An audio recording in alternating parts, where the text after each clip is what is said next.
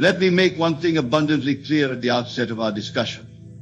When I speak of God ordering your steps, I am not referring to some external deity who manipulates your life like pieces on a chessboard. No. I am speaking of the God who is your own wonderful human imagination, the God who is the very consciousness that dwells within you.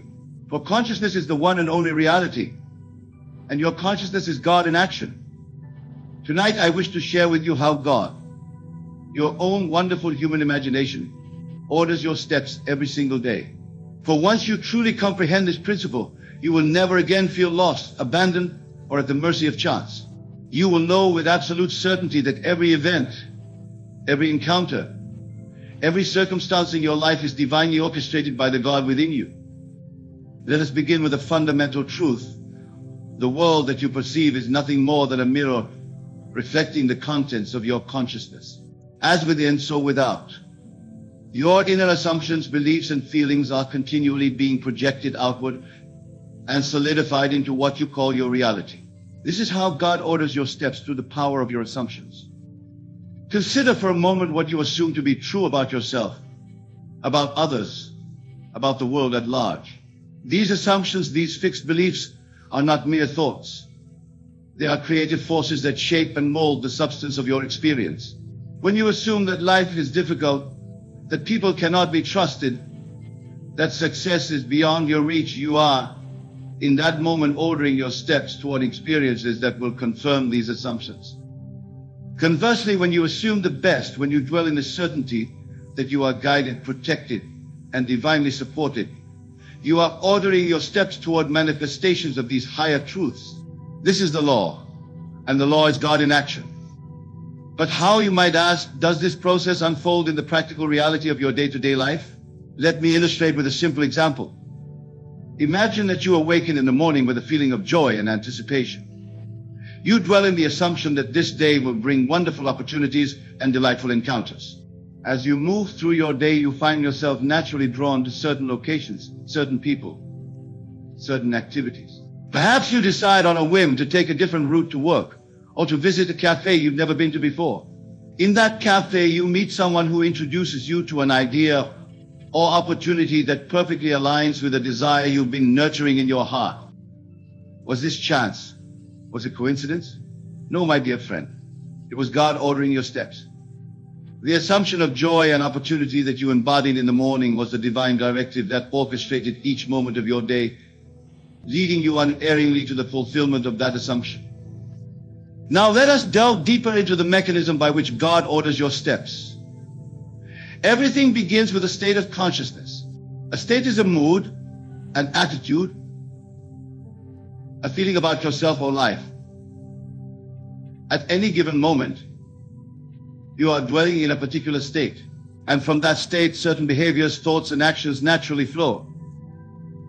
If you are in a state of anxiety, you will think anxious thoughts, notice potential threats in your environment, and take actions designed to protect yourself from perceived danger.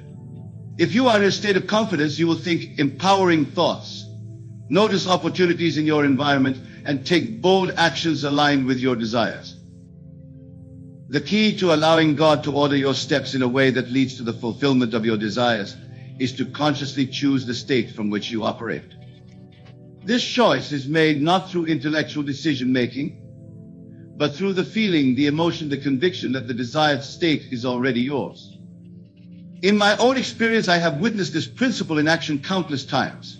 I recall a period in my life when I desired to share these teachings with a wider audience. Instead of striving and struggling to make this happen through external means, I simply assumed the feeling of already being a successful teacher and author, reaching thousands with this message of truth. From that state of fulfilled desire, I found myself naturally taking certain steps, making certain decisions, speaking certain words, all of which led, with what appeared to be miraculous precision, to opportunities that allowed this desire to materialize in my world. But there was no miracle involved, only the perfect, immutable law of consciousness. This law operates with mathematical precision. Just as 2 + 2 must equal 4, so must your assumptions, persisted in, crystallize into objective facts in your world. This is how God orders your steps, not through capricious intervention or arbitrary favor, but through the flawless operation of law. But I hear your objection, Neville. If God is ordering my steps, and God is my own wonderful human imagination, why do I experience unwanted events? Why do I encounter obstacles and difficulties? Surely I am not consciously imagining these challenges. The answer lies in what I call your mental diet, the sum total of the thoughts, beliefs, and assumptions that you have accepted as true over the course of your life. Many of these were implanted in your consciousness during childhood by well-meaning parents, teachers, and authority figures, and figures also were operating from limited understanding. Others were formed through your interpretation of past experiences. These beliefs and assumptions operate below the threshold of your conscious awareness, silently directing your steps toward experiences that confirm them. This is why self-examination is so crucial. You must become aware of the contents of your consciousness if you would take control of the direction of your life. I tell you now, with absolute conviction, that there is no force outside of your own consciousness that can dictate the course of your life. There is no fate, no luck, no chance that can override the creative power of your assumptions. God, your own wonderful human imagination, orders your steps in perfect accordance with what you accept as true. Let me share with you a principle that has transformed countless lives, the principle of revision. Revision is the art of mentally rewriting past events to align with your desires. If you have experienced something unwanted, you can, in your imagination, revise that event to unfold as you would have preferred. In doing so, you alter not only your memory of the past, but also the trajectory of your future. Why does revision work? Because time as we experience it in this three-dimensional world is an illusion. There is only the eternal now, the present moment in which all possibilities exist simultaneously. When you revise the past in your imagination, you are not pretending or fantasizing, you are actually selecting a different reality from the infinite array of possible realities that exist within your consciousness. Through revision, you cleanse your mental diet of toxic assumptions and beliefs that have been ordering your steps toward unwanted experiences. You replace these with empowering assumptions that will, with the same precision, order your steps toward desired experiences. But perhaps the most profound aspect of God ordering your steps is this: the ultimate purpose behind every event, every encounter, every circumstance in your life is to awaken you to your true identity as God. Everything that happens to you, whether you label it as good or bad, is designed to lead you to this supreme realization. This is why I urge you not to judge the events of your life by appearances. The encounter that seems most challenging may be the very catalyst needed to propel you toward a greater understanding of your divine nature. The disappointment that feels most bitter may be the precise experience required to dissolve a limiting belief that has been holding you captive. God orders your steps not for your comfort, but for your awakening. And in that awakening lies a joy and a freedom that transcends all worldly pleasure and success. Consider the story of Joseph in the Bible. Sold into slavery by his brothers, imprisoned unjustly, forgotten by those he helped from all outward appearances. Joseph's steps were being ordered towards suffering, yet each of these seemingly tragic events was positioning him precisely where he needed to be to fulfill his ultimate purpose and realize his divine identity. When Joseph finally revealed himself to his brothers, he spoke these profound words: "But as for you, ye thought evil against me, but God meant it unto good." Joseph recognized that despite the appearances of evil, God was ordering his steps toward a greater good that could not have been accomplished through any other sequence of events. In your own life, can you look back at events that seemed tragic or painful at the time they occurred, only to discover later that they were essential steps leading you toward a greater good? This is the wisdom of hindsight. But I tell you that you need not wait for the passage of time to gain this perspective. You can know right now that regardless of appearances, God is ordering your steps toward your highest good, your complete awakening. But how do you align yourself with this divine orchestration? How do you consciously participate in the ordering of your steps? The answer is both simple and profound. You must live from the end. To live from the end means to assume the feeling of your wish fulfilled, to dwell in the absolute certainty that what you desire is already yours, not as a future possibility, but as a present fact. When you live from the end, you are not trying to make something happen. You are acknowledging what already is in the realm of consciousness, which is the only reality. This principle is beautifully illustrated in Scripture. Therefore I say unto you, what things soever ye desire, when ye pray, believe that ye receive them, and ye shall have them. To believe that you receive before you see external evidence is the essence of living from the end. It is the recognition that in consciousness, in imagination, in the only reality that truly exists, your desire is already fulfilled. When you live from the end, God orders your steps with flawless precision toward the manifestation of that end in your three-dimensional experience. You need not concern yourself with the how or the when. Your only responsibility is to remain faithful to the assumption that your desire is already yours. This fidelity to your assumption is what Scripture calls faith. Faith is not hoping or wishing. It is the conviction of the reality of things not yet seen with the physical eye. It is knowing that what is true in consciousness must by law materialize in experience. I recall a lady who attended my lectures in New York. She desired a specific apartment in a building that had no vacancies. Instead of focusing on the apparent impossibility of her desire, she began to live from the end.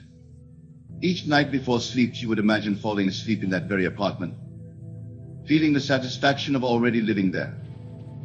She persisted in this assumption for several weeks, never wavering despite the fact that there was no external evidence to support her claim.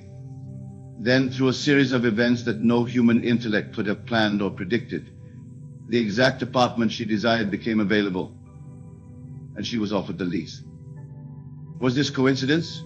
No, it was God ordering her steps in perfect alignment with her persistent assumption. The feeling of living in that apartment, which she faithfully maintained in her imagination, was the divine directive that orchestrated every event leading to its physical manifestation. This lady did not have to manipulate circumstances or persuade people. She did not have to plot and plan and struggle. She simply had to assume the feeling of her wish fulfilled, and from that state of fulfillment, God ordered her steps unerringly toward the objective embodiment of her desire. Now, let me address a question that often arises: if God is ordering my steps, and God is my own wonderful human imagination, do I have free will? Am I truly making choices, or is everything predetermined? The answer is both profound and paradoxical. You have absolute freedom to choose the state of consciousness from which you operate. This is your divine right, your divine gift, and no person or circumstance can deprive you of it. However, once you have chosen a state, the thoughts, feelings, actions, and experiences that flow from that state are determined by the nature of the state itself. If you choose a state of wealth consciousness, you will naturally think, feel, and act in ways consistent with that state, and your experiences will reflect this consciousness back to you. If you choose a state of poverty consciousness, your thoughts, feelings, actions, and experiences will likewise align with that choice. This is the true meaning of free will. It is not the freedom to control external events or to manipulate the behavior of others. It is the freedom to choose the state of consciousness from which you observe and interact with the world. And this choice is absolutely determinative of your experience. So you see, God's ordering of your steps is not a limitation of your freedom, but the very mechanism through which your freedom expresses itself. By choosing your state of consciousness, you are essentially instructing God, your own wonderful human imagination, how to order your steps. And this brings us to a vital point. The ordering of your steps is not a process that unfolds only occasionally or in response to specific prayers or intentions. It is happening continuously in every moment of your existence, whether you are conscious of it or not. Your assumptions are constantly being projected outward and returning to you as the experiences of your life. This is why I emphasize the importance of mindfulness, of being attentive to the contents of your consciousness. What are you assuming right now? What state are you dwelling in? The answer to these questions will reveal the direction in which your steps are being ordered. If you find yourself in a state that does not align with your desires, remember that you have the freedom to choose again. You are never locked into any state of consciousness. At any moment you can shift your assumption and thereby alter the course of your life. But how does one make this shift? It is not through force of will or through positive thinking as it is commonly understood. It is through the art of feeling, of experiencing in imagination the reality of the desired state. To shift from a state of lack to a state of abundance, you must feel the relief, the security, the freedom that abundance would bring. To shift from a state of loneliness to a state of loving relationship, you must feel the joy, the companionship, the intimacy that such a relationship would provide. The feeling is the secret. The feeling is the prayer. The feeling is the directive that orders your steps toward the manifestation of your desire. And here, my dear friends, we touch upon a mystery so profound that it has eluded the greatest minds throughout human history. The mystery is this: the feeling of the wish fulfilled, persisted in, will order your steps, not only toward the manifestation of that wish, but the transformation of your very being. For the ultimate purpose of existence is not the accumulation of possessions or experiences, as wonderful as these may be. It is the realization of your divine identity, the awakening to the truth that you are God expressing Himself as a unique human personality. This awakening is what Scripture calls the birth from above. It is the moment when you no longer believe in God as an external entity, but know yourself to be God in human form. And every event in your life, every step that has been ordered by your assumptions, has been leading you toward this supreme realization. I tell you truly, once you have awakened to your divine identity, you will look back on your life and see that every event, every encounter, every circumstance, whether you labeled it as fortunate or unfortunate, at the time was an assignment for divine orchestration leading you to this awakening. You will see that there were no mistakes, no wrong turns, no wasted experiences. All was perfectly ordered according to the law of consciousness, the law that is God in action. And in that recognition, you will feel a gratitude so profound that it transforms your understanding of the entire human journey. Let me illustrate this with a personal experience. Many years ago, I found myself in a situation that, by all external measures, appeared to be a devastating setback. I had invested considerable time and resources in a venture that failed completely, leaving me in a state of financial uncertainty. In that moment, I had a choice. I could assume that I was a victim of circumstance, that life was unfair, that my steps were being ordered toward hardship and lack. Or I could assume that this apparent setback was actually a divine redirection, ordering my steps toward a greater purpose that I could not yet perceive with my physical senses. I chose the latter assumption, not as a form of positive thinking or wishful optimism, but as a recognition of the law of consciousness that I knew to be true. I lived from the end of having already transcended this temporary challenge and having been led to a greater expression of my purpose. Within weeks, through a series of events that no human intellect could have orchestrated, I was introduced to opportunities that not only resolved the financial situation, but opened doors to share these teachings with audiences I would never have reached had the original venture succeeded. Looking back, I can see with perfect clarity that what appeared to be a setback was, in fact, God ordering my steps with flawless precision toward the fulfillment of my true purpose. And this is true not only in my experience, but in yours as well.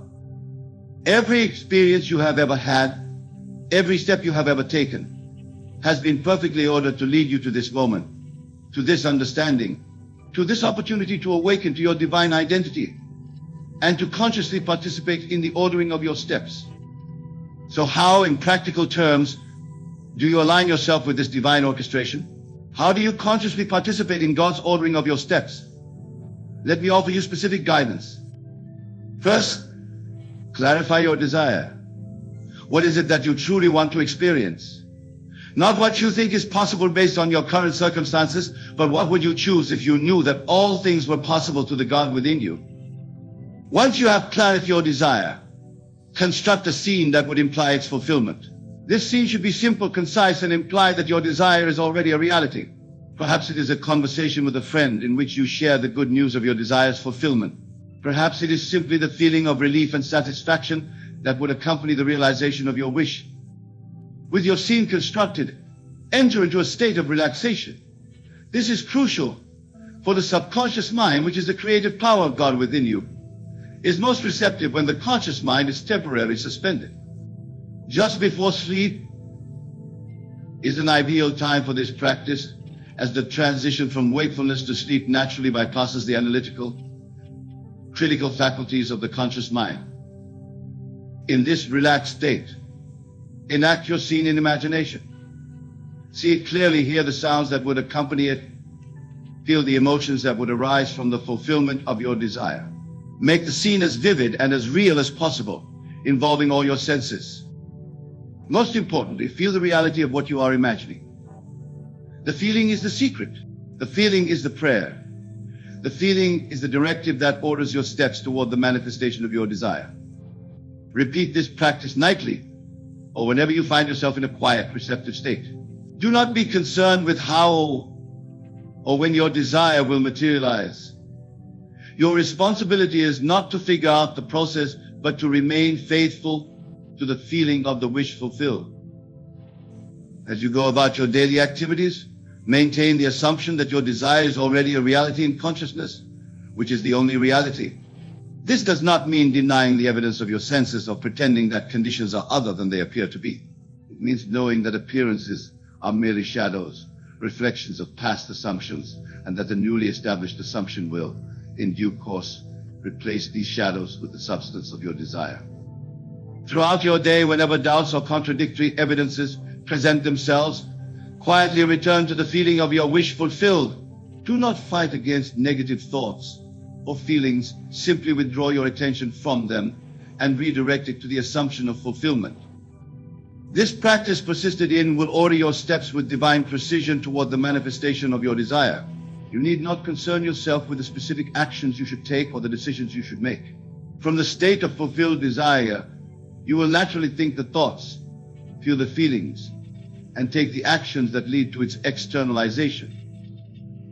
But remember, the greatest desire, the ultimate purpose toward which all your steps are being ordered, is the realization of your divine identity. Every lesser desire, when fulfilled, is designed to lead you toward this supreme realization. So as you practice this art of conscious assumption, do so not only for the fulfillment of specific desires, but for the awakening to your true self.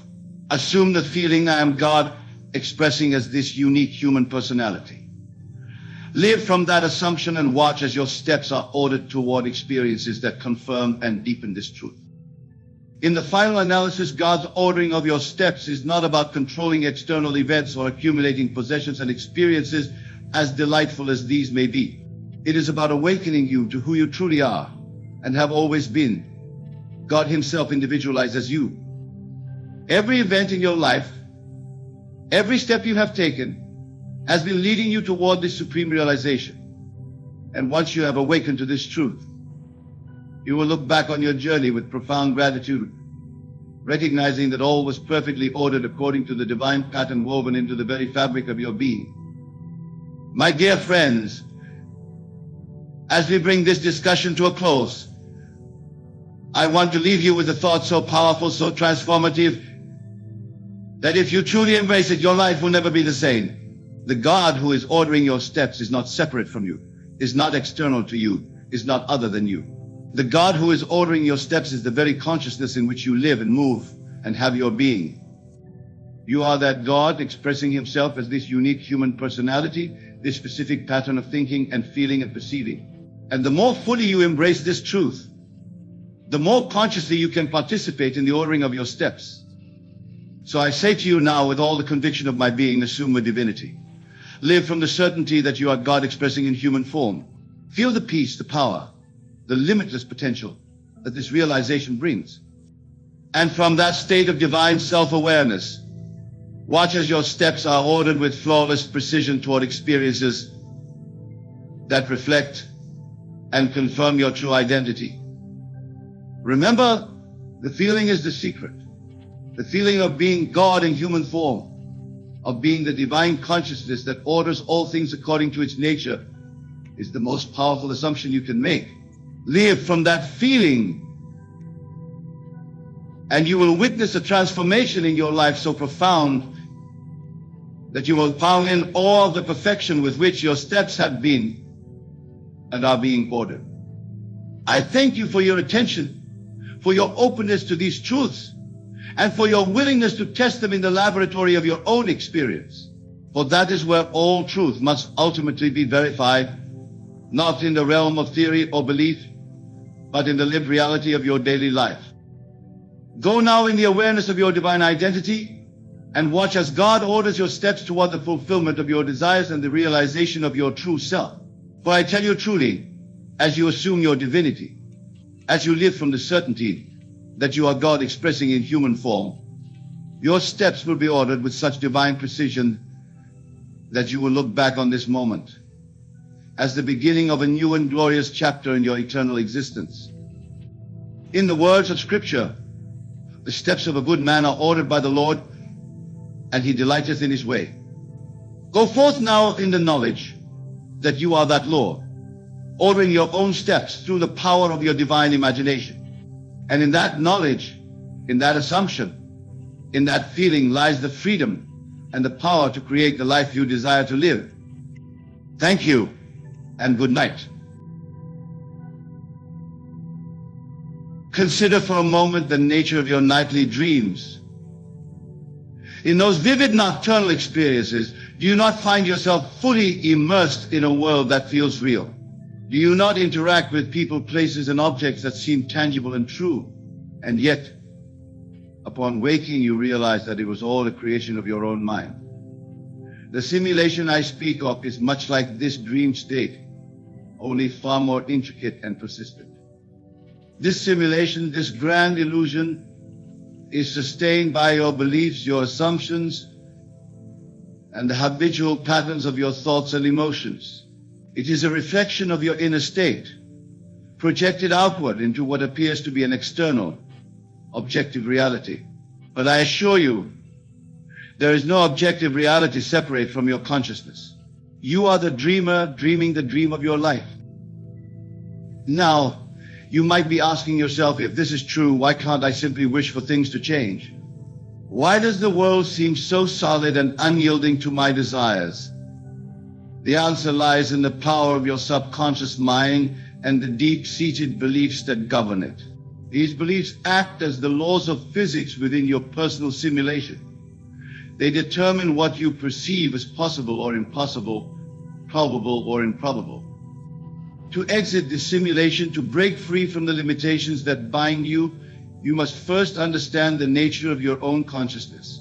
You are not a powerless entity trapped in a physical body, subject to the whims of an indifferent universe. No, you are the operant power, the God force itself, expressing itself through the vehicle of your human form.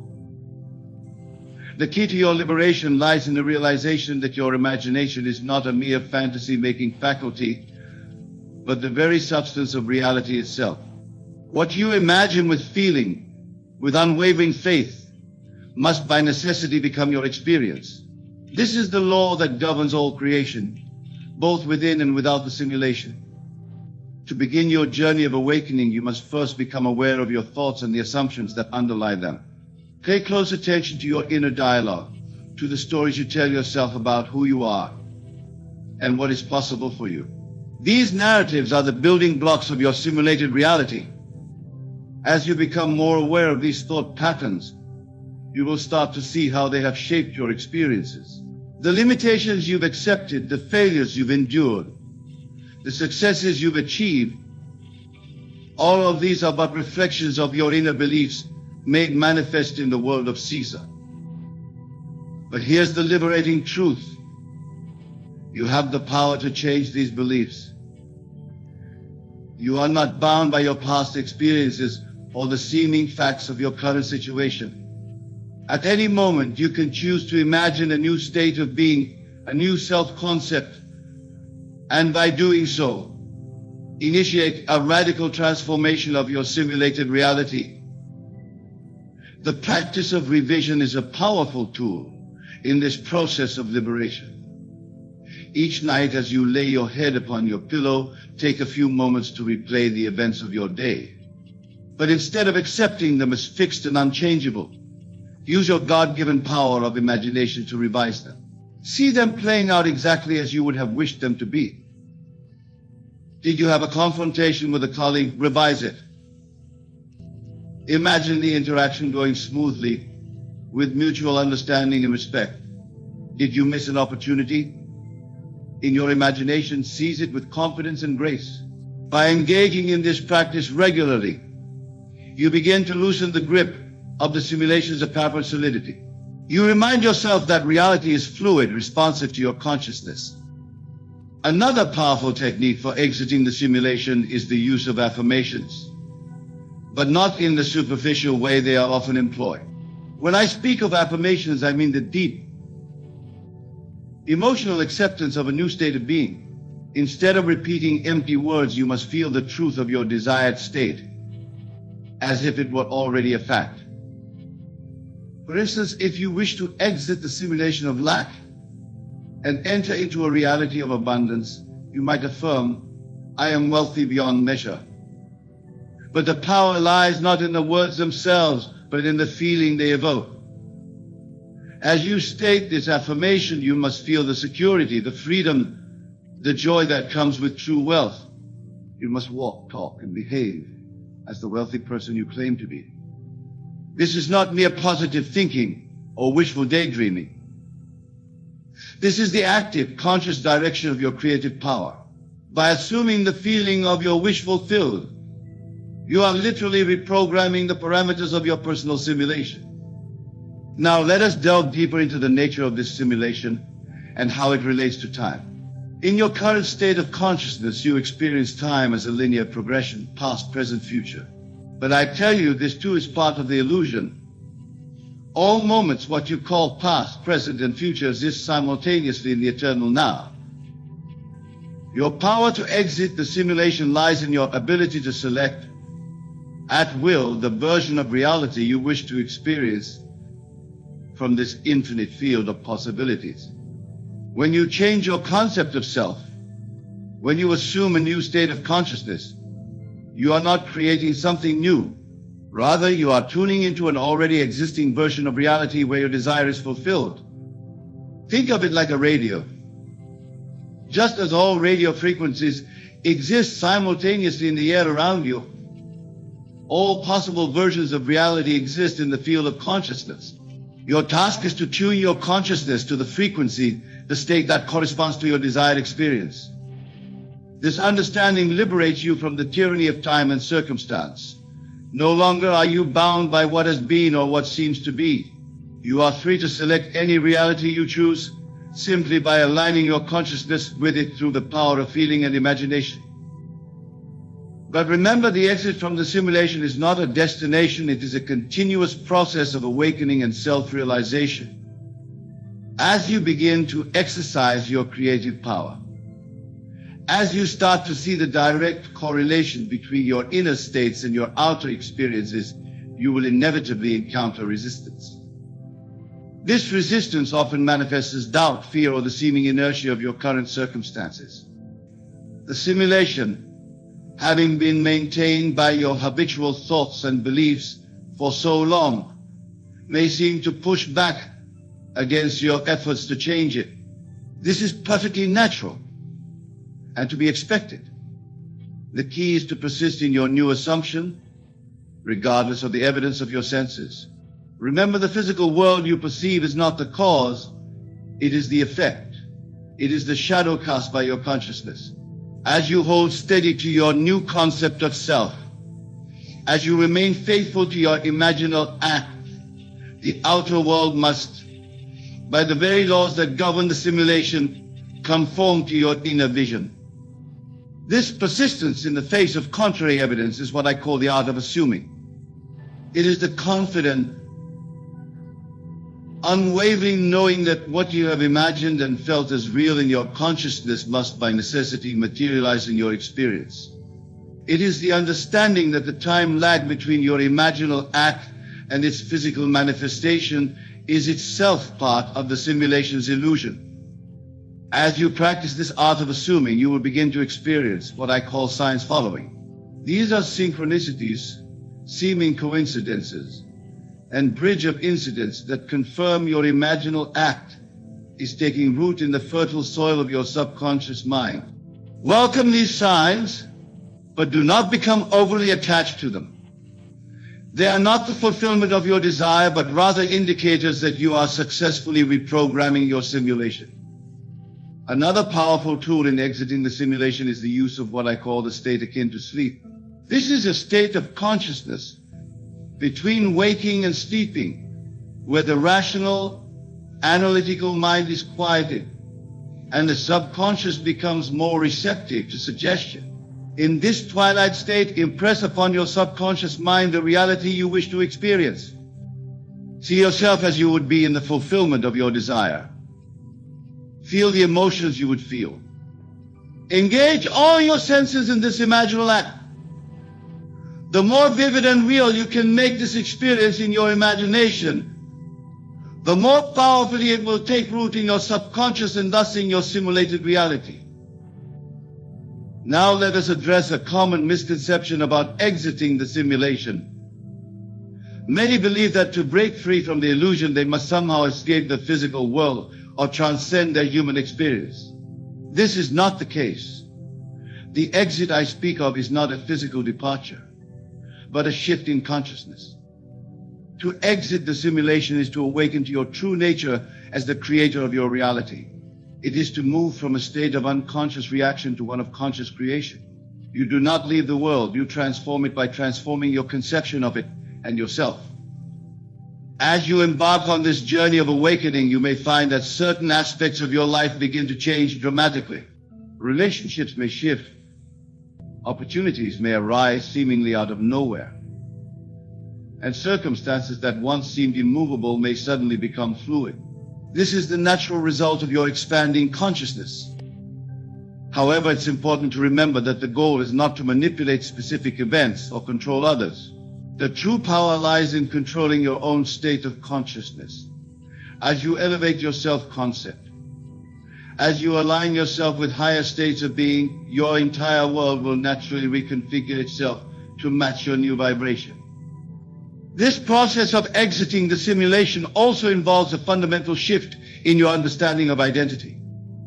In the simulated reality, you may have identified yourself primarily with your physical body, your personal history, your social roles, or your possessions.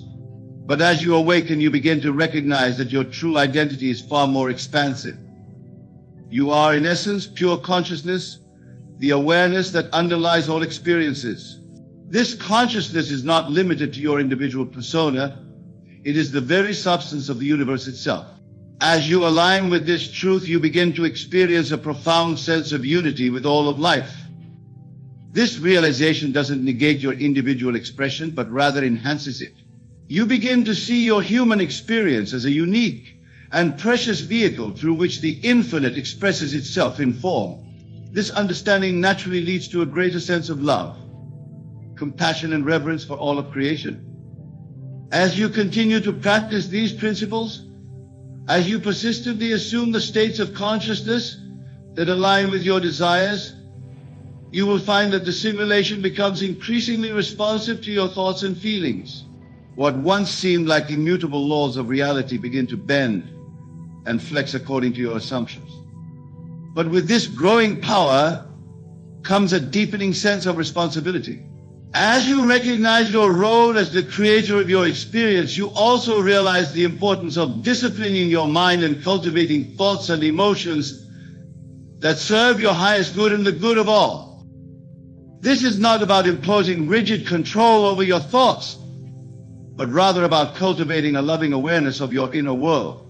It's about choosing moment by moment to align with states of consciousness that uplift and inspire you. One powerful practice in this regard is the cultivation of gratitude. Gratitude is not merely a positive emotion. It is a high vibrational state that aligns you with the abundance and beauty inherent in the universe. By focusing on what you appreciate in your life, by feeling genuinely thankful for what you have and what is coming, you magnetize more experiences that evoke this feeling. Remember, in the simulation of your reality, what you focus on expands. By consistently directing your attention towards what you love, what brings you joy, and what you wish to experience more of, you naturally begin to shift the parameters of your simulation towards these positive states. Another crucial aspect of exiting the simulation is the release of victimhood. In the illusory world, it's easy to fall into the trap of believing that you are at the mercy of external forces, be they other people, circumstances, or some notion of fate or luck. But as you awaken to your true nature as the operant power in your life, you must relinquish this disempowering perspective. This doesn't mean denying the challenges or difficulties you may face. Rather, it means approaching them from a place of empowerment, knowing that within you lies the power to transform any situation through the alchemy of your consciousness. When confronted with seeming obstacles or setbacks, instead of reacting with frustration or despair, pause and ask yourself, how would I respond to this situation if I truly believed in my power to shape reality? What assumption, what state of consciousness would transform this challenge into an opportunity? By consistently approaching life from this empowered perspective, you gradually reprogram your subconscious mind. The simulation of victimhood dissolves, replaced by a new reality in which you are the conscious author of your life story. As you progress on this path of awakening, you may find that your desires themselves begin to evolve. What once seemed critically important may lose its allure, while new, more expansive visions take root in your imagination. This is a natural part of the process. As your consciousness expands, as you align more closely with your true nature, your desires are naturally refined and elevate. You may find yourself less concerned with acquiring things or achieving specific outcomes, and more interested in states of being, peace, joy, love, creative expression.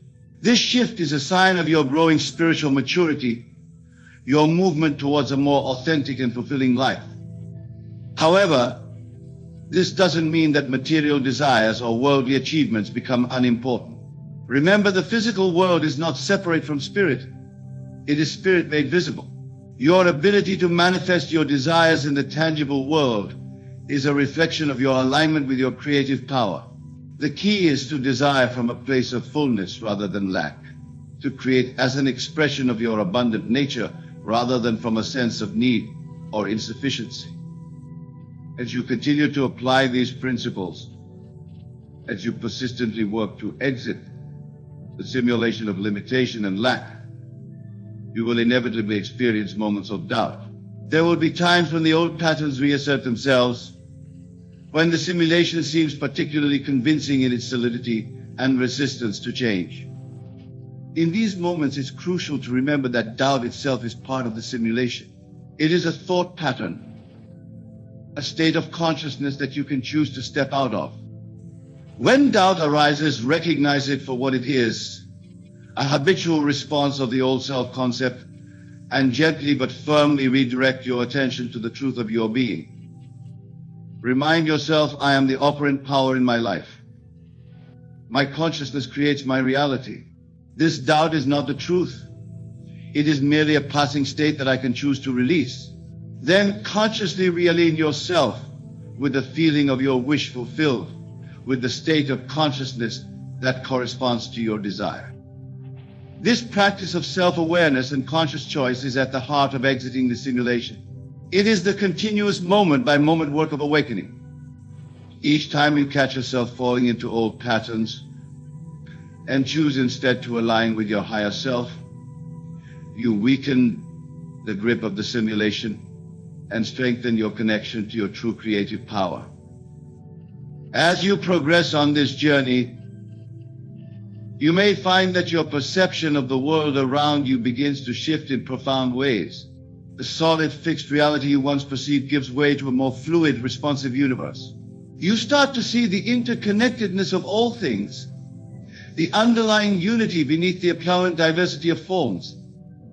This shift in perception is not mere philosophical understanding. It is a lived experience. You begin to feel in every fiber of your being that you are not separate from the world around you, but an integral part of it. The boundaries between self and other, between inner and outer, begin to blur. In this state of expanded awareness, manifestation becomes less about making things happen through force of will and more about aligning with the natural flow of creation. You begin to sense the perfect timing of the universe, the intricate web of connections that brings your desires to fruition in ways often wonderful than you could have imagined. This doesn't mean you become passive or fatalistic. Rather, you learn to combine focused intention with a deep trust in the wisdom of the universe. You set your intentions clearly, you imagine and feel them as real, and then you release them, allowing the infinite intelligence of life to bring them about in the most harmonious way. As you deepen in this practice, you may find that your very concept of desire and fulfillment evolves. The exit from the simulation is not about getting everything you think you want. It's about aligning with your true nature, with the deepest longings of your soul. You may discover that what you truly desire is not the acquisition of things or the achievement of specific outcomes, but rather the full, free expression of your unique essence. You may find that your greatest joy comes not from having or doing, but from allowing the infinite to express itself through you in its own unique way. This shift in perspective brings with it a profound sense of peace and fulfillment. You no longer feel driven by lack or fear, constantly striving to become something other than what you are. Instead, you rest in the knowledge of your inherent completeness, allowing your life to unfold as a joyous expression of your true nature. But make no mistake, this state of being is not one of passive contentment. It is incredibly dynamic and creative. From this place of alignment with your true self, you naturally become a powerful force for positive change in the world. Your very presence becomes a catalyst for awakening in others. As you walk through the world in this awakened state, you will find that people are naturally drawn to you. They may not understand why, but they sense the authenticity and power of your being. Your relationships become more genuine and fulfilling as you no longer approach others from a place of need or expectation, but from a place of fullness and love. In this awakened state, you become a master of your own reality. The simulation that once seemed to control you becomes a playground for your creative expression. You understand that every experience, every interaction, every moment is an opportunity to choose anew, to align with higher states of consciousness, and to bring more light and love into the world. As you continue to practice these principles, you'll find that the exit from the simulation is not a one-time event, but an ongoing process of expansion and deepening. Each day brings new opportunities to release limiting beliefs, to imagine greater possibilities, and to embody more fully the truth of your divine nature. Embrace these opportunities with joy and curiosity, knowing that each step forward on this path brings you closer to the full realization of your potential. Remember, dear friends, that you are not alone on this journey. As you awaken, as you step out of the simulation of separation and limitation, you become increasingly aware of the interconnected web of consciousness that unites all beings. You begin to sense the support and guidance available to you from both seen and unseen realms. Trust in this support. Open yourself to receive it, and allow it to uplift and inspire you as you continue to expand and evolve. In conclusion, know that the power to exit the simulation has always been within you. It is your birthright as a divine creative being. By consistently aligning your thoughts, feelings, and actions with the truth of your being, by persistently imagining and embodying the reality you wish to experience, you dissolve the illusion of limitation and step into the boundless freedom that is your true nature. Go forth with confidence, with love, and with the unshakable knowing that you are the author of your reality, the creator of your world. The simulation has no power over you except that which you grant it. Choose wisely, choose lovingly, and watch in awe to know a world transforms before your very eyes. Ladies and gentlemen, I want you to know that the power to transform your mind and consequently your life lies within you. It has always been there, waiting to be awakened and harnessed. Let us begin by understanding what it means to be mentally strong. It is not merely the absence of weakness or the ability to endure hardship. No, mental strength is far more profound. It is the capacity to shape your reality through the power of your imagination and belief. It is the unwavering faith in the law that states, "As a man thinketh in his heart, so is it." You see, my dear friends, the world you experience is nothing more than an outward projection of your inner state. Your thoughts, beliefs, and assumptions create the fabric of your reality. Therefore, to become mentally strong is to gain mastery over your inner world, to cultivate a mind that is aligned with your deepest desires and highest aspirations. Now you might be wondering, how do I achieve this mental strength? The answer, I assure you, is simpler than you might think. Yet it requires dedication and practice. The first step is to recognize the immense power of your imagination. Your imagination is not some frivolous faculty meant for idle daydreaming. It is the very workshop where you forge your destiny. Neville Goddard once said, "Man's imagination is God's redemptive power in man." This statement encapsulates a profound truth that your imagination is the key to transforming your life. When you learn to use your imagination deliberately and consistently, you tap into a power that can move mountains, part seas, and reshape your entire existence. But how does one use imagination effectively? The secret lies in what I call living in the end. This means that you must imagine and feel the reality of your desire as if it were already accomplished. You must step into the state of the wish fulfilled, embodying the thoughts, feelings, and beliefs of the person who has already achieved what you desire. Let me give you an example. Suppose you wish to become more confident and assertive.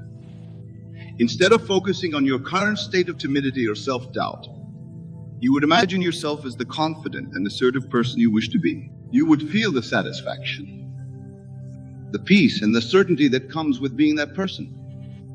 You would walk, talk, and carry yourself as if you were already the embodiment of confidence and assertiveness. This practice of living in the end is not mere positive thinking or affirmation. It is a profound psychological and spiritual exercise that aligns your entire being with your desired state.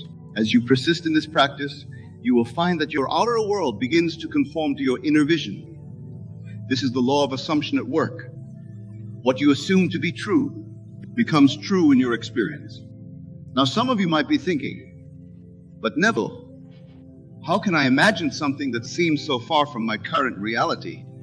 This is where mental strength truly comes into play. It requires discipline and persistence to hold on to your vision in the face of contrary evidence. It demands that you trust in the unseen reality of your imagination more than the apparent facts of your physical senses. Remember, my friends, that what you see in the world around you is nothing more than the outpicturing of past thoughts and beliefs. It is the harvest of seeds planted in the past. But at this very moment, you have the power to plant new seeds, to imagine a new reality to being. This is the essence of mental strength. The ability to hold steadfast to your vision, regardless of present circumstances. Let us delve deeper into this concept. The world you see is Maya, illusion. It is a shadow play, a reflection of your consciousness. When you truly grasp this truth, you will understand that to change your world, you need only change your consciousness. This is where the practice of revision becomes invaluable. Revision is the art of reimagining past events in a way that aligns with your desires. If you have experienced failure or disappointment, instead of dwelling on these experiences and reinforcing them in your consciousness, you can revise them. Imagine how you would have preferred the situation to unfold. Feel the joy and satisfaction of this revised scenario as if it had actually happened. This practice of revision is not about denying reality or living in fantasy. It is about understanding the fluid nature of time and memory and using this understanding to your advantage. By revising the past in your imagination, You alter the trajectory of your future. You plant new seeds in the fertile soil of your subconscious mind, seeds that will inevitably sprout and bear fruit in your experience. As you engage in these practices, living in the end and revision, you will begin to notice a shift in your mental state. You will find yourself becoming more resilient, more optimistic, more certain of your power to shape your reality. This is mental strength in action. It is the ability to maintain a positive and purposeful state of mind, regardless of external circumstances. But let me be clear, my dear friends. Mental strength is not about forcing things to happen through sheer willpower. It is not about struggling against the current of life. Rather, it is about aligning yourself with the natural flow of creation. It is about understanding and applying the laws that govern the universe. One of these fundamental laws is the law of assumption. This law states that whatever you assume to be true will be manifested in your reality. Your assumptions, whether conscious or unconscious, shape your world. Therefore, to become mentally strong, you must become aware of your assumptions and learn to consciously choose those that serve your highest good. For instance, if you assume that life is a struggle and that success is hard to come by, you will experience a reality that confirms these assumptions. On the other hand, if you assume that life is abundant and that success comes easily to you, your experience will reflect these beliefs. The key is to become aware of your assumptions and to deliberately choose those that align with your desires. This process of becoming aware of and changing your assumptions requires mental discipline. It demands that you become the watchman at the gate of your mind, carefully monitoring the thoughts and beliefs you allow to take root in your consciousness. This vigilance is a hallmark of mental strength. Now, you might be wondering, how do I change deeply ingrained assumptions and beliefs? The answer lies in the practice of what I call the law of reversibility.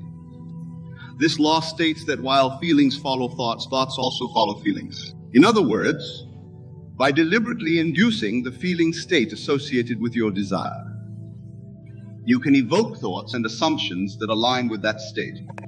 Let me explain this further.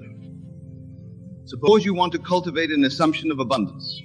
Instead of trying to force yourself to think abundant thoughts, you would induce the feeling of abundance. You would imagine what it feels like to be abundantly supplied in all areas of your life. As you persist in this feeling, you will find that thoughts of lack and scarcity naturally fall away, replaced by thoughts and assumptions of abundance. This practice of inducing feeling states is a powerful tool for mental strength. It allows you to bypass the resistance of your rational mind and directly influence your subconscious, where your deepest beliefs and assumptions reside. As you master this technique, you will find yourself becoming more adept at shaping your mental state at will. But remember, my friends, mental strength is not about suppressing or denying negative emotions. It is about understanding the transient nature of all emotional states and learning to navigate them skillfully. When challenging emotions arise, acknowledge them, but do not identify with them. See them as passing clouds in the vast sky of your consciousness. This ability to observe your emotions without being consumed by them is a crucial aspect of mental strength. It allows you to maintain your chosen state of consciousness even in the face of adversity. It enables you to respond to life's challenges from a place of clarity and purpose rather than reacting from a place of fear or anger. As you cultivate this observational stance, you will begin to notice the gap between stimulus and response. In this gap lies your power to choose your reaction. This is where true freedom resides. As you become more aware of this gap, you will find yourself becoming less reactive and more responsive to life's events. Now, let us discuss another vital aspect of mental strength: the power of your self-talk. The conversations you have with yourself shape your reality in profound ways. Therefore, to become mentally strong, you must become acutely aware of your inner dialogue and learn to direct it consciously. Many people unconsciously engage in negative self-talk, constantly criticizing themselves and reinforcing limiting beliefs. This negative self-talk is like a poison that corrupts your mental and emotional state. To counteract this, you must learn to speak to yourself with kindness and encouragement. But it's not enough to simply replace negative self-talk with positive affirmations. You must go deeper. You must speak to yourself from the perspective of your ideal self, the version of you that has already achieved what you desire. This is not about deceiving yourself, but about aligning your inner dialogue with your highest vision for yourself. For instance, instead of saying, I hope I can become more confident, you would say, I am confident and self-assured in all situations. Instead of saying, I'll try to be more successful, you would say, I am successful in all my endeavors. This shift in language might seem subtle, but its effects are profound. It aligns your conscious mind with your subconscious, creating a powerful synergy that propels you towards your goals. Remember, my dear friends, the words you speak to yourself are like seeds planted in the fertile soil of your subconscious mind. Choose these words carefully, for they will grow and bear fruit in your experience.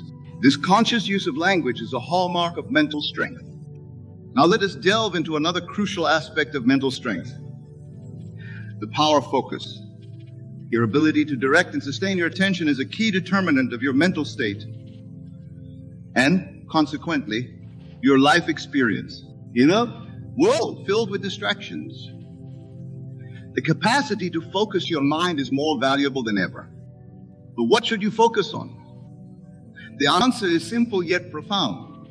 Focus on what you want, not on what you don't want. This might seem obvious, but many people spend their mental energy dwelling on their problems, fears, and limitations. They focus on what's wrong in their lives rather than on what they wish to create. Remember, my friends, energy flows where attention goes. Whatever you consistently focus on will expand in your experience.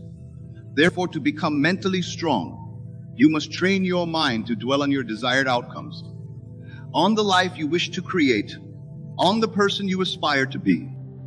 This doesn't mean ignoring problems or challenges when they arise. It means approaching them from a solution-oriented mindset. Instead of fixating on the problem, focus your attention on finding a solution. Ask yourself empowering questions like, how can I turn this situation to my advantage? Or what opportunity for growth does this challenge present? As you cultivate this habit of focused attention, you will find your mental strength growing. You will become less reactive to external circumstances and more proactive in shaping your reality. You will develop a sense of inner calm and certainty that allows you to navigate life's ups and downs with grace and poise. Now, let us discuss another vital aspect of mental strength: the power of persistence. The ability to persist in your chosen course of action despite obstacles and setbacks is a hallmark of a strong mind. It is easy to maintain a positive mental state when things are going well. The true test of mental strength comes when you face adversity. Persistence doesn't mean stubbornly pushing against immovable obstacles. It means maintaining your faith in your vision, even when the external evidence seems to contradict it. It means holding fast to your assumption of success even when temporary failures occur. It means continuing to live in the end, to feel the reality of your desire, even when your current circumstances seem far removed from your goal. Remember, my dear friends, that manifestation is not always instantaneous. There's often a time lag between the conception of a desire in your imagination and its appearance in your physical reality. This time lag is a test of your faith and persistence. Those who can maintain their chosen state of consciousness, regardless of external circumstances, are the ones who ultimately succeed in bringing their desires into manifestation. Think of it this way: when you plant a seed in the ground, you don't dig it up every day to check its progress. You trust in the natural process of growth.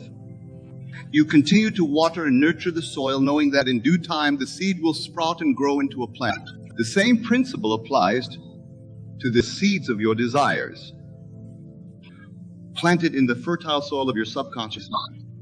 Your job is to continue nurturing these seeds through your imagination and feeling.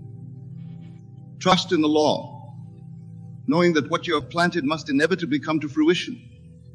This unwavering faith, this persistent holding to your vision, is a powerful demonstration of mental strength. Now, let us explore another crucial aspect of mental strength: the power of detachment. This might seem paradoxical at first. How can detachment contribute to mental strength? Isn't it important to be passionate and committed to our goals? The truth is, detachment is not about lack of desire or commitment. It's about releasing the anxiety and desperation that often accompany intense wanting. When you are overly attached to a specific outcome, you create resistance. You become tense and fearful, constantly worrying about whether or not your desire will manifest. True mental strength comes from a place of calm certainty. It's the ability to desire something deeply, to work towards it consistently, while simultaneously trusting in the perfect unfolding of events. It's knowing that whether or not a particular desire manifests, you are whole and complete as you are. This state of detachment allows you to remain centered and balanced, regardless of external circumstances. It enables you to enjoy the journey, rather than fixating solely on the destination. It frees you from the emotional roller coaster of elation and despair that comes with attachment to outcomes. To cultivate this detachment, practice surrendering your desires to your higher self, to the divine within you. After you have done your part, living in the end, feeling the reality of your desire, trust that the infinite intelligence of the universe will bring about the best possible outcome in the best possible way, at the best possible time. This surrender is not passive resignation. It is active trust. It is the recognition that while you have the power to shape your reality through your imagination and assumption, the exact manner and timing of manifestation is not always under your conscious control. This balance of active creation and surrender is a hallmark of true mental strength. Now, my dear friends, let us discuss another vital aspect of mental strength: the power of self-discipline. Self-discipline is the ability to control your thoughts, emotions, and actions in service of your higher goals. It is the bridge between your intentions and your results. Many people mistakenly believe that self-discipline is about forcing yourself to do things you don't want to do. But true self-discipline comes from a deep alignment with your highest vision for yourself. When you are clear about what you truly want, when you can feel the reality of your desire, self-discipline becomes natural and effortless. For instance, if you truly embody the state of being a successful and productive person, you will naturally engage in behaviors that support this state. You won't need to force yourself to work hard or to manage your time effectively. These behaviors will flow naturally from your assumed state of being. This is why the practice of living in the end is so powerful. By consistently assuming the state of your wish fulfilled, you naturally align your thoughts, emotions, and actions with that state. This alignment is the essence of self-discipline. However, this doesn't mean that you won't face challenges or moments of weakness. Mental strength is not about never experiencing doubt or fear. It's about how you respond to these experiences when they arise. It's about your ability to return to your chosen state of consciousness, even after temporary lapses. This is where the practice of revision becomes invaluable. If you find yourself slipping into old patterns of thought or behavior, don't berate yourself. Instead, revise the experience of your imagination. See yourself responding in a way that aligns with your highest vision for yourself. Feel the satisfaction and pride of having demonstrated self-discipline and mental strength. As you persist in this practice, you will find your capacity for self-discipline growing. You will become more consistent in your thoughts, emotions, and actions. This consistency is a powerful manifestation of mental strength. Now let us explore another crucial aspect of mental strength: the power of gratitude. Gratitude is not merely a polite social convention. It is a powerful state of consciousness that can transform your entire life experience. When you cultivate an attitude of gratitude, you align yourself with the abundance of the universe. You shift your focus from what you lack to what you already have. This shift in focus changes your entire vibration, making you a magnet for more positive experiences. But gratitude is not just about being thankful for the good things in your life. True mental strength comes from the ability to find something to be grateful for in every situation. even those that appear challenging or unpleasant on the surface. Remember, my friends, every experience, every circumstance contains within it the seed of an equivalent greater benefit. When you can maintain an attitude of gratitude, even in the face of apparent adversity, you demonstrate true mental strength. Moreover, gratitude is a powerful antidote to fear and anxiety. When you focus on what you're grateful for, you cannot simultaneously focus on what you fear. This is why the practice of gratitude is so effective in building mental resilience. I encourage you to make gratitude a daily practice. Each day, take time to reflect on the things you're grateful for. Feel the emotion of gratitude deeply. Let it permeate your entire being. As you do this consistently, you will find your mental state becoming more positive and resilient. Now, let us discuss another vital aspect of mental strength, the power of forgiveness. Many people carry the weight of past hurts and resentments, not realizing how much these negative emotions drain their mental and emotional energy. Imagine yourself seated in a grand auditorium, the air thick with anticipation. The lights dim, and a spotlight illuminates the stage. I, Neville Goddard, step forward to address you on a matter of utmost importance. The willingness to give up your present limitations. As I gaze upon your eager faces, I see the infinite potential that resides within each of you. Yet I also perceive the invisible chains of limitation that bind you to your current circumstances. These chains, my dear listeners, are not forged by any external force, but by the very thoughts and beliefs you hold within your minds. Tonight, we shall embark on a journey of transformation. We will explore the vast landscape of your imagination and unlock the power that lies dormant within you. For it is only when you are willing to give up your present limitations that you can truly step into the life you desire and deserve. Let us begin by understanding the nature of your limitations. These are not physical barriers or insurmountable obstacles. No, they are merely thoughts, ideas that you have accepted as truth. But I say to you, with unwavering certainty, that these limitations are as flimsy as a house of cards, ready to collapse at the slightest breath of your newfound awareness. Consider for a moment the things you believe to be impossible in your life. Perhaps you think you cannot achieve great wealth, or find true love, or attain perfect health. These beliefs, my friends, are the very limitations that keep you tethered to a life that is less than what you are capable of living. But I ask you, who decided these things were impossible? Who declared that you must live within these confines? The answer, though it may be difficult to accept, is you. You have accepted these limitations as your reality, and in doing so, you have given them power over your life.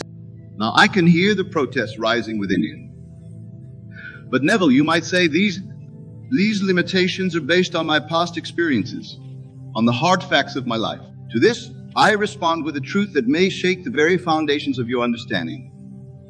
Your past does not determine your future unless you allow it to do so.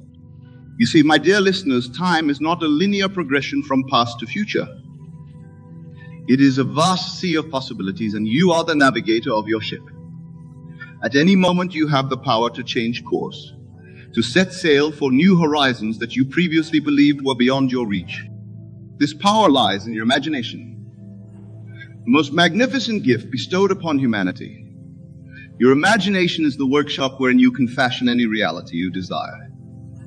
It is the canvas upon which you can paint the masterpiece of your life.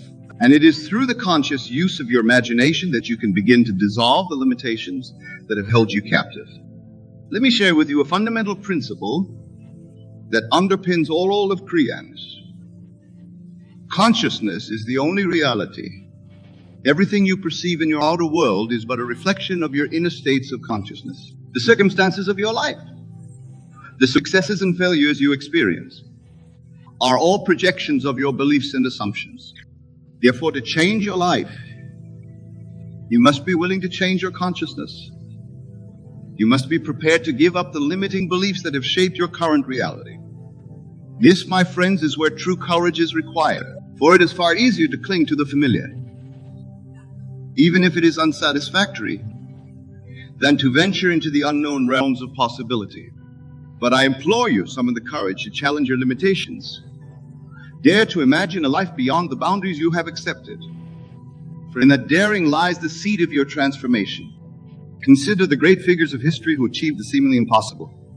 The Wright brothers, who dared to believe man could fly. Edison, who illuminated the world with his persistence. Dr. Martin Luther King Jr., who dreamed of equality in the face of overwhelming opposition. These individuals did not accept the limitations of their time. They dared to imagine a different reality. And through the power of their imagination, they brought that reality into being. You, my dear listeners, possess the same power. The only difference between you and these great figures is that they refused to accept the limitations imposed upon them by society or their own doubts. They were willing to give up their present limitations, and in doing so, they changed the course of history. Now, you might be wondering, how do I begin this process of giving up my limitations? The answer lies in a practice I have long advocated, the art of revision. This powerful technique allows you to rewrite your past and consequently reshape your future. Imagine for a moment that your life is a play, and you are both the lead actor and the playwright. The scenes you have lived up to this point have been scripted by your past beliefs and assumptions. But now, armed with the knowledge of your true creative power, you can rewrite these scenes. Each night, as you lay your head upon your pillow, take a few moments to review the events of your day. But do not simply replay them as they occurred. Instead, revise them.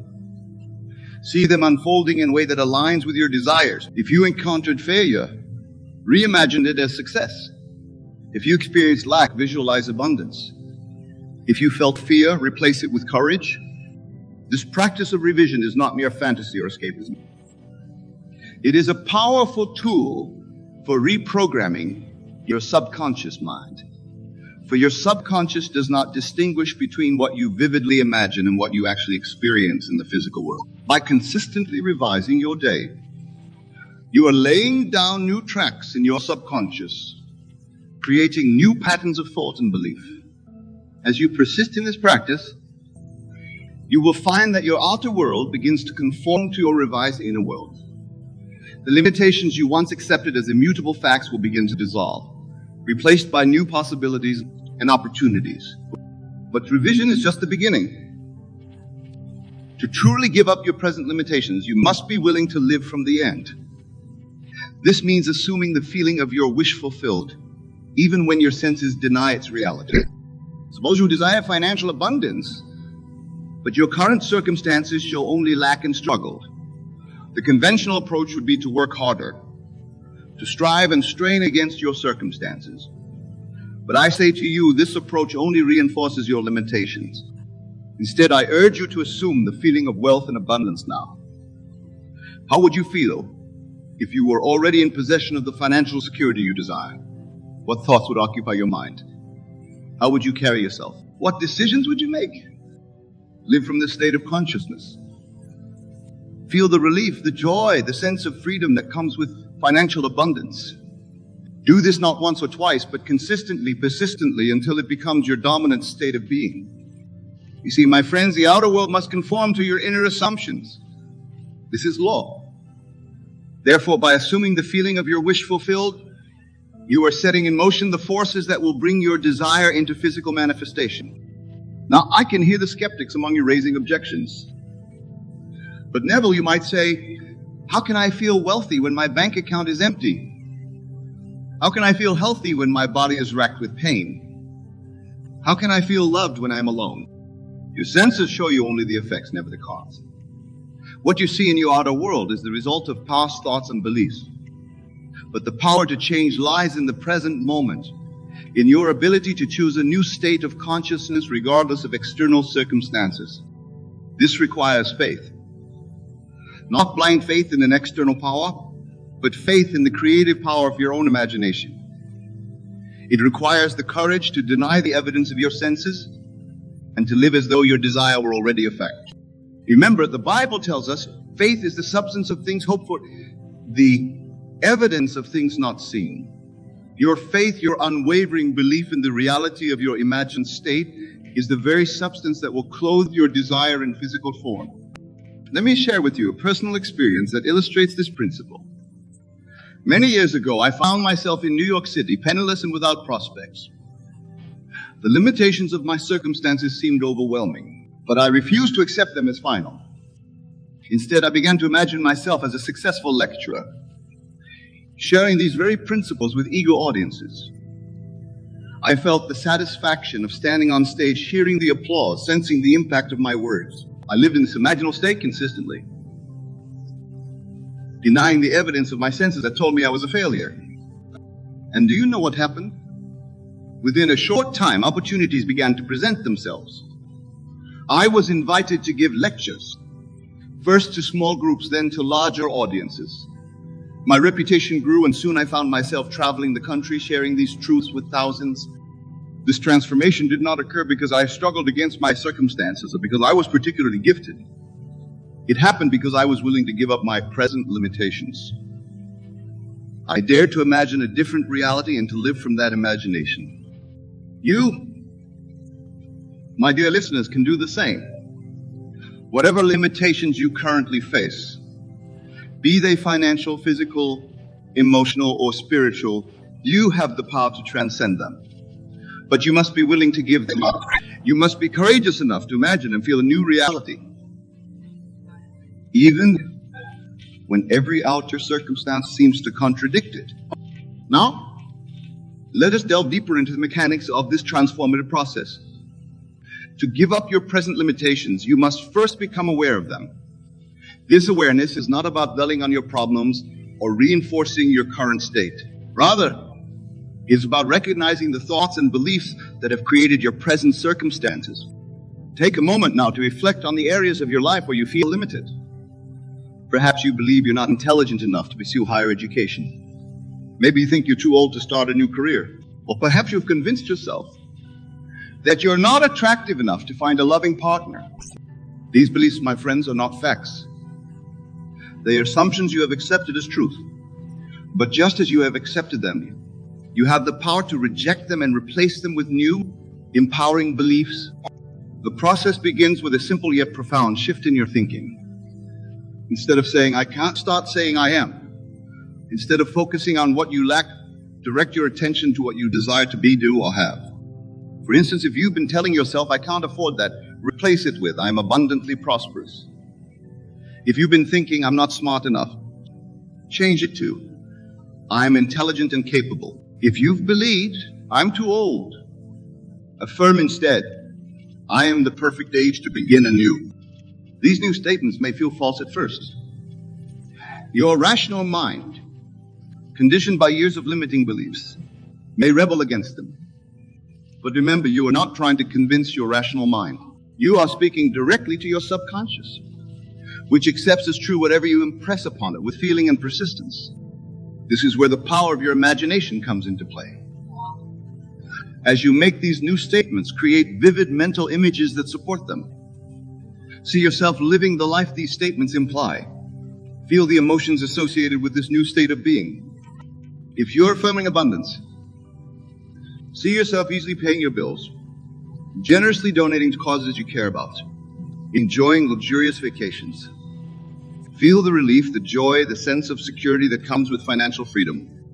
If you're claiming intelligence and capability, imagine yourself confidently tackling challenging tasks, receiving accolades for your work, sharing your knowledge with others. Feel the satisfaction, the pride, the excitement of fully expressing your intellectual potential. If you're asserting that you're the perfect age for new beginnings, visualize yourself embarking on exciting new ventures, learning new skills with ease, inspiring others with your enthusiasm and vitality. Feel the energy, the optimism, the sense of unlimited possibility that comes with this mindset.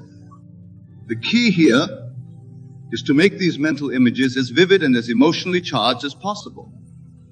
Your subconscious mind responds to the language of feeling and imagery. The more real you can make these imaginal scenes, the more quickly they will be accepted by your subconscious and reflected in your outer world. I must caution you, this process requires persistence.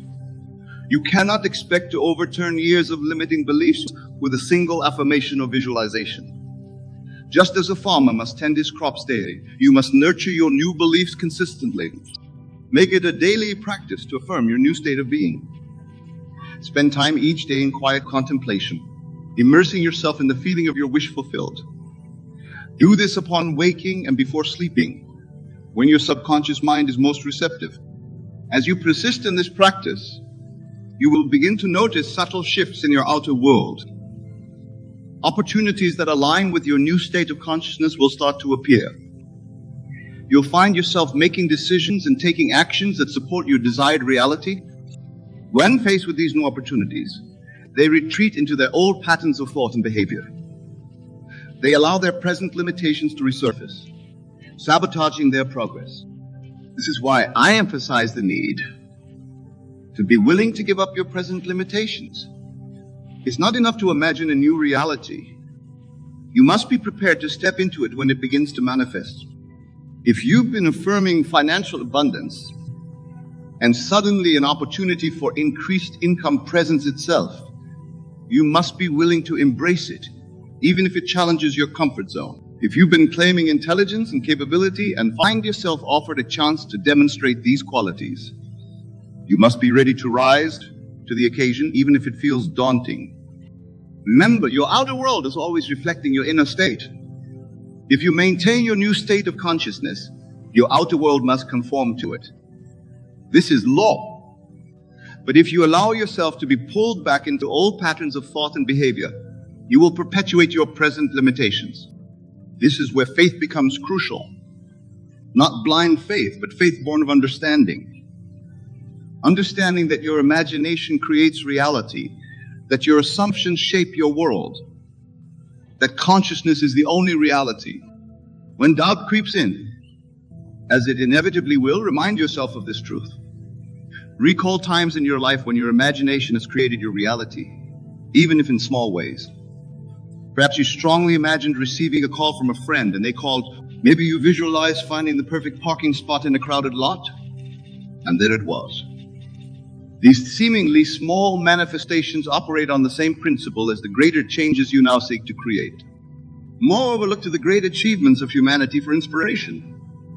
Every invention, every scientific breakthrough, every social change began as an idea, an imaginal act that defied the limitations of its time. The airplane, the telephone, the computer, all of these were once deemed impossible. Yet individuals dared to imagine them, to assume their reality, and in doing so brought them into being. You, my dear listeners, are no different from these visionaries. You possess the same creative power. The only difference lies in your willingness to use it, to dare to imagine beyond your present limitations. Now, let us address a common obstacle that many face on this journey of transformation: the opinions and influences of others. As you begin to give up your present limitations, you may encounter resistance from those around you. Friends, family, colleagues may attempt to pull you back into your old patterns of thought and behavior. This is natural. People become accustomed to seeing you in a certain way, and your transformation may challenge their own limiting beliefs. But remember that opinions are based on your past expression, not on your infinite potential. You must be willing to stand firm in your new consciousness, even in the face of opposition or disbelief from others. This doesn't mean you need to argue or try to convince anyone of your new reality. In fact, it's often best to keep your inner work private, at least in the beginning stages. Instead, maintain your new state internally, regardless of external circumstances or opinions. Continue to live from the end, feeling and acting as though your desire is already fulfilled. As you do this, you will find that the outer world, including the people in it, will gradually adjust to your new vibration. Remember the words attributed to Mahatma Gandhi: be the change you wish to see in the world. As you change your inner world, your outer world must follow suit. Now, let's explore another vital aspect of giving up your present limitations: the release of attachment to specific outcomes. This may seem counterintuitive at first. After all, aren't we focusing on manifesting specific desires? The key here is to understand the difference between the essence of your desire and its particular form. When you tap into the essence of what you truly want, be it love, abundance, health, or success. You open yourself to infinite possibilities for its manifestation. For instance, if you desire financial abundance, don't become fixated on winning the lottery or receiving a specific sum of money from a particular source. Instead, focus on the feeling of abundance, the sense of security and freedom that comes with financial well-being. By doing so, you allow the universe to bring your desire to you in ways that may far exceed your limited imagination. Similarly, if you desire a loving relationship, don't become attached to a specific person or a particular scenario. Focus instead on the feeling of being loved, cherished, and in a fulfilling partnership. This opens the door for love to enter your life in perhaps unexpected but perfectly aligned ways. This release of attachment also helps to dissolve the anxiety and desperation that often accompany strong desires. When you trust in the perfect unfolding of your imagination, when you know that what you have assumed as true must manifest, you can relax into the present moment, enjoying the journey of transformation. As you practice living from the end, assuming the feeling of your wish fulfilled, you may notice an interesting phenomenon.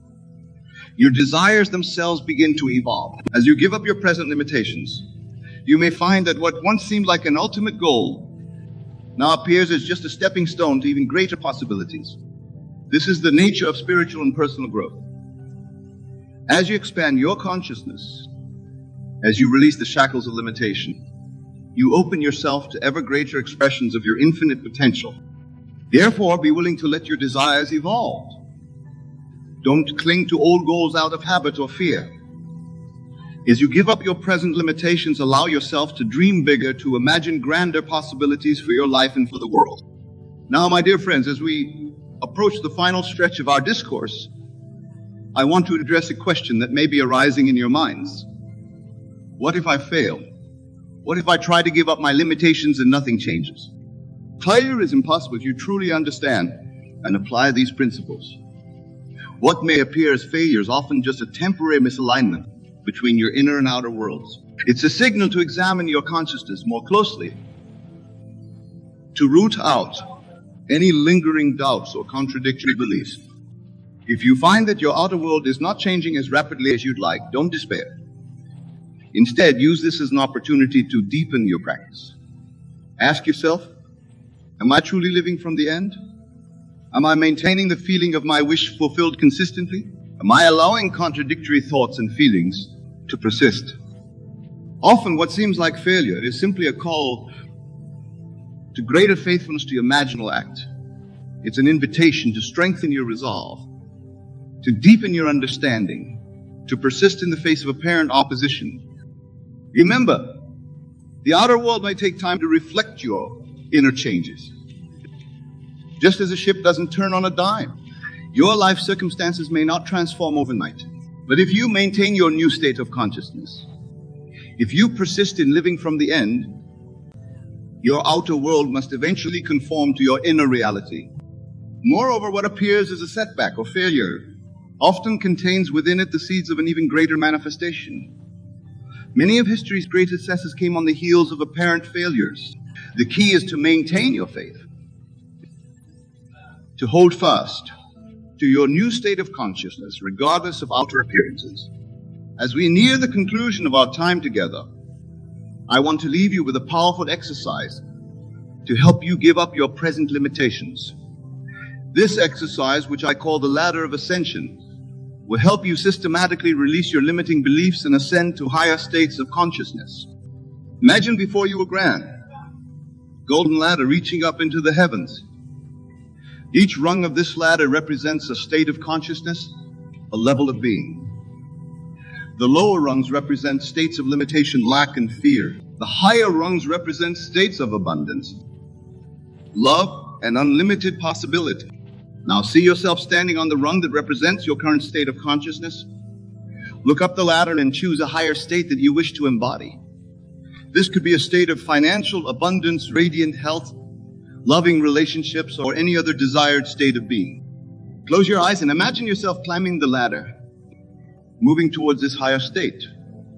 As you ascend, feel yourself shedding your limitations. With each step, Feel yourself becoming lighter, freer, more aligned with your true unlimited nature. When you reach the rung that represents your desired state, pause there. Look around you from this new vantage point. How does the world appear from here? How do you feel in this new state of being? Allow yourself to fully experience the reality of this higher consciousness. Now open your eyes, but maintain the feeling of this elevated state. As you go about your day, continually remind yourself that you are operating from this higher level of consciousness. Make decisions, interact with others, and perceive the world from this new state of being. Practice this exercise daily, always choosing a higher rung, always expanding your consciousness. As you do, you will find your present limitations falling away, replaced by an ever-expanding sense of possibility and power. My dear friends, as we come to the close of our discussion, I want to impress upon you one final truth. The journey of giving up your present limitations is not just about personal gain or individual success.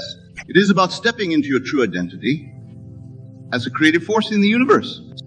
As you release your limitations, as you expand your consciousness, you become a beacon of light in the world. Your transformation inspires and uplifts those around you. Your expanded consciousness contributes to the elevation of all consciousness. Remember, we are all one. Your liberation from limitation serves not just you, but all of humanity. As you give up your present limitations, you help to dissolve the collective limitations that bind our world. Therefore, I urge us, be bold in your imagining. Be courageous in your assumption of new states of being. Be persistent in your faithfulness to your imaginal acts. For in doing so, you are not just changing your own life. You are participating in the transformation of the world. Go forth from this place with a new resolve. Know that you are not bound by any limitation unless you choose to accept it. Know that within you lies the power to create any reality you can imagine. Know that you are, in truth, unlimited being temporarily expressing itself in human form. Dare to give up your present limitations. Dare to imagine a life beyond what you have previously thought possible.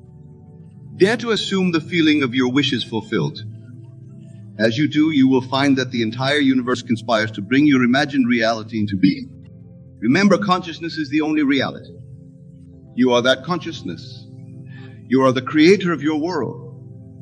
Embrace this truth, live from it, and watch as your life transforms in ways more wonderful than you could have ever imagined. Thank you, my dear friends, for your attention and your willingness to embark on this journey of transformation. May you go forth and create lives of unparalleled joy, abundance, and fulfillment. The power is yours. Use it wisely. Use it lovingly, and use it now.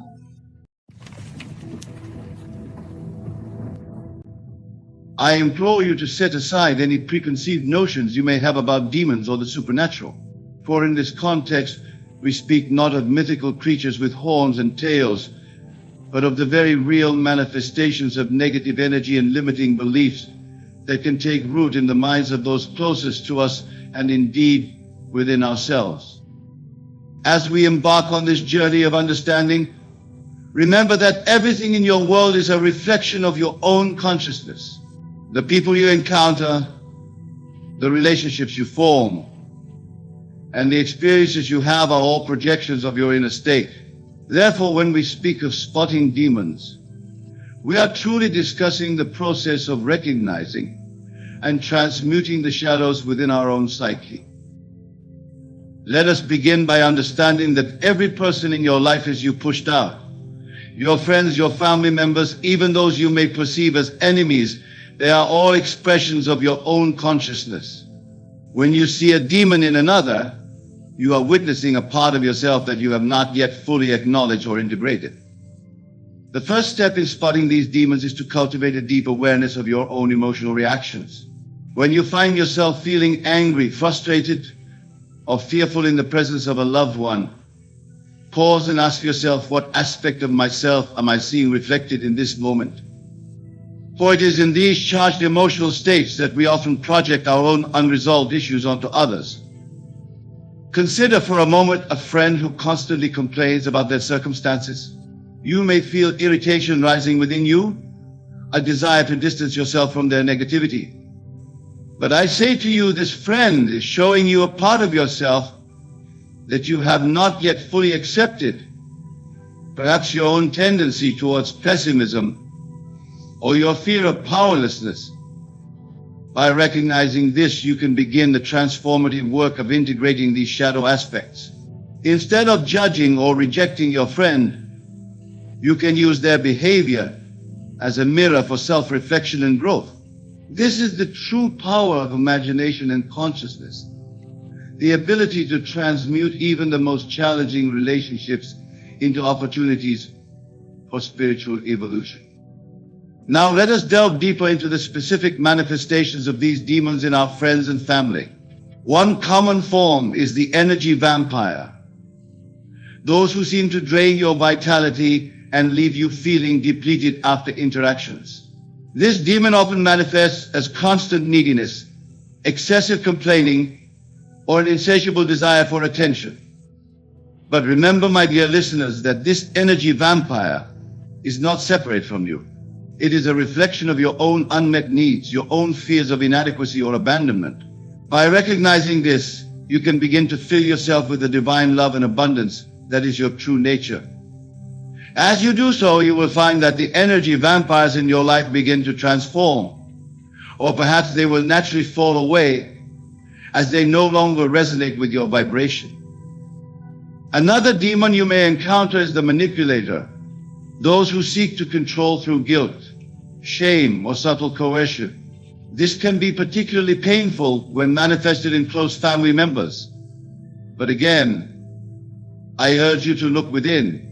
Where in your life have you given away your power? In what ways have you manipulated others or allowed yourself to be manipulated? By confronting these questions with honesty and compassion, you begin to reclaim your divine authority. You recognize that no one can make you feel or do anything without your consent. This realization is profoundly liberating, for it places the power of change squarely in your hands. As you continue to observe the people in your life, you may notice the demon of jealousy or competition. This often appears as constant comparisons, backhanded compliments, or attempts to undermine your success. But my friends, competition is an illusion born from the belief in lack. In truth, there is no shortage of abundance in this infinite universe. When you encounter jealousy in others, use it as an opportunity to affirm your own worthiness and the limitless nature of creation. Know that your success does not diminish anyone else's potential for greatness. By holding this truth in your consciousness, you will begin to see the jealousy in others dissolve, replaced by genuine celebration and mutual support. Now let us address a particularly insidious demon, the doubter. This is the voice that questions your dreams, that tells you to be realistic, that seeks to keep you small and safe. When you hear these words from friends or family, recognize that they are echoing your own inner doubts and fears. But I say to you with absolute conviction that you are a divine being with infinite potential. Your imagination is the very workshop of creation, and within it lies the power to manifest any reality you desire. When faced with a doubter, whether external or internal, affirm your true nature as a creative force in this universe. Visualize yourself already in possession of your desire. Feel the joy, the gratitude, the absolute knowing that it is yours. As you persist in this state, you will find that the doubters in your life begin to shift. They may become supporters, or they may simply fade from your experience as you align with a new vibration of possibility. Another demon you may encounter is the victim, those who constantly portray themselves as powerless in the face of circumstances. They may speak of bad luck, unfair treatment, or a world conspiring against them. But remember, there are no victims in this universe, only creators who have forgotten their true power. When you witness the victim mentality in others, use it as an opportunity to affirm your own creatorship. Know that you are the author of your life story, and you have the power to rewrite any aspect that no longer serves you. By holding this truth, you offer those around you a new possibility, the chance to step into their own divine power and take responsibility for their creation. As we continue our exploration, Let us consider the demon of addiction. This may manifest as substance abuse, but it can also appear as addiction to drama, to negative thinking, or to self-sabotaging behaviors. When you see these patterns in friends or family, look within to see where you may be addicted to limiting beliefs or self-destructive habits. The antidote to addiction is not willpower or struggle, but rather a shift in consciousness.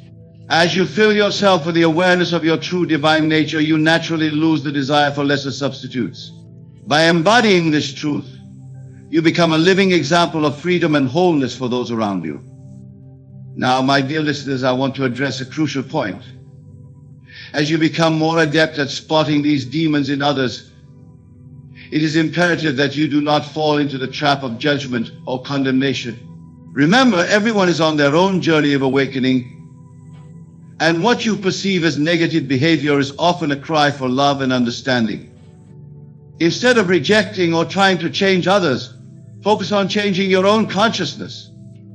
As you elevate your vibration through persistent imagination and unwavering faith, you will naturally attract experiences and relationships that match your new state of being. Those who are ready will be uplifted by your example, and those who are not will naturally fall away. Let us now discuss the demon of perfectionism, a particularly subtle and destructive force that can manifest in ourselves and those around us. This demon often appears as relentless self-criticism, impossibly high standards, and a fear of failure that paralyzes action. When you encounter this in friends or family, recognize it as a reflection of your own inner drive for excellence taken to an extreme. The truth is, my friends, that you are already perfect in your divine essence. Your worth is not determined by your achievements or the opinions of others, but by the simple fact of your existence as a unique expression of the infinite. By embracing this truth and extending compassion to yourself and others, you dissolve the grip of perfectionism and open the door to joyful, inspired action. Another demon you may encounter is the gossip, those who derive pleasure from speaking ill of others or spreading negative information. This behavior often stems from a deep-seated insecurity and a desire to feel superior. When you find yourself in the presence of gossip, whether as a participant or a listener, pause and ask yourself, what part of me is seeking validation through it?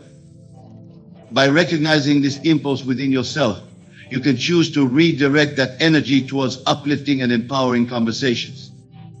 As you make this shift in your own consciousness, you will find that the gossipers in your life either transform their behavior or naturally fade from your experience.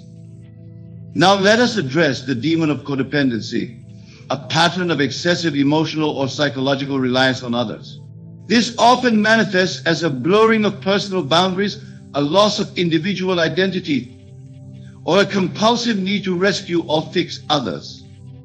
When you observe these tendencies in your relationships, look within to see where you may be seeking external validation or avoiding responsibility for your own happiness.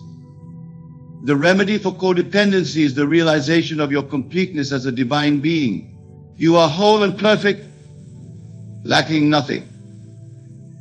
As you embody this truth, you naturally attract relationships based on a mutual respect and shared growth rather than need or obligation. Another demon to be aware of is the chronic complainer, those who seem to find fault in every situation and rarely express gratitude or contentment. This behavior often stems from a deeply ingrained habit of negative focus, reinforced by years of practice. When you encounter chronic complainers, use it as an opportunity to examine your own thought patterns and the stories you tell about your life. Remember, my dear friends, that your experience of reality is shaped by what you choose to focus on. By consciously directing your attention towards the good, the beautiful, and the possible, you reshape your world from the inside out. As you cultivate an attitude of gratitude and possibility, you will find that the complainers in your life either shift their perspective or naturally drift away. Let us now explore the demon of rigidity, those who cling desperately to their beliefs and resist any form of change or new ideas. This demon often manifests as dogmatism, closed-mindedness, or a fear of the unknown. When you encounter this in others, look within to see where you may be holding on to outdated beliefs or resisting your own growth. The antidote to rigidity is the cultivation of mental flexibility and a willingness to embrace the unknown. Remember that your beliefs are not who you are. They are simply tools for navigating reality. By holding your beliefs lightly and remaining open to new possibilities, you create space for continuous growth and expansion. Now, my friends, I want to address a particularly subtle demon, the false light. This is the person who presents themselves as spiritually evolved, compassionate, and wise, but whose actions betray a hidden agenda of ego gratification or manipulation. They may use spiritual language and concepts to avoid accountability or to exert control over others. When you encounter the false light, it is an opportunity to refine your own discernment and to deepen your commitment to authentic spiritual growth. Remember that true spirituality is not about appearing enlightened or accumulating esoteric knowledge, but about embodying love, compassion, and integrity in your daily life. As we near the conclusion of our exploration, I want to emphasize a crucial point. The ultimate goal of spotting these demons is not to eradicate them, but to integrate and transmute them. Every shadow aspect, every challenging behavior you witness in others is an opportunity for your own growth and expansion. By recognizing these demons as parts of yourself that you have not yet fully embraced, you open the door to profound healing and transformation. As you extend love and acceptance to these disowned aspects of your psyche, you reclaim your power and become more whole. Remember, my dear listeners, that everyone in your life is playing a role in your awakening. Even those who challenge you the most are, in truth, your greatest teachers. By shifting your perception and choosing to see the divine essence in every person, regardless of their behavior, you accelerate your own spiritual evolution. As we bring this discourse to a close, I invite you to take a moment to reflect on the relationships in your life. See if you can identify any of the demons we have discussed. But instead of judging or trying to change others, focus on changing your own consciousness. Imagine yourself surrounded by a radiant light of divine love and acceptance. See this light expanding outward, enveloping your friends, your family, and even those you may have perceived as enemies. Feel the warmth of compassion and understanding filling your heart. Now make a commitment to yourself. Choose one area where you have recognized a demon in your life and set the intention to transmute it through the power of your imagination. Perhaps it's releasing a grudge, setting healthier boundaries, or cultivating more self-love. Visualize yourself already embodying this change. Feel the relief, the joy, the sense of empowerment that comes with this transformation. Know that as you shift your own consciousness, the entire world around you will begin to reflect this new state of being. My friends, the power to create heaven on earth lies within you.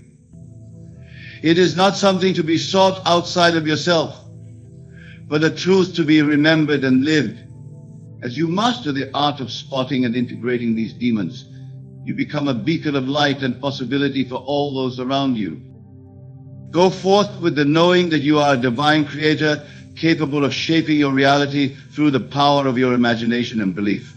Let your life be a testament to the transformative power of love, acceptance, and conscious awareness.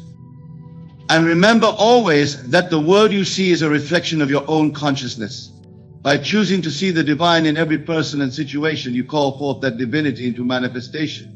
You become the change you wish to see in the world. As we conclude this discourse, I want to leave you with a powerful affirmation.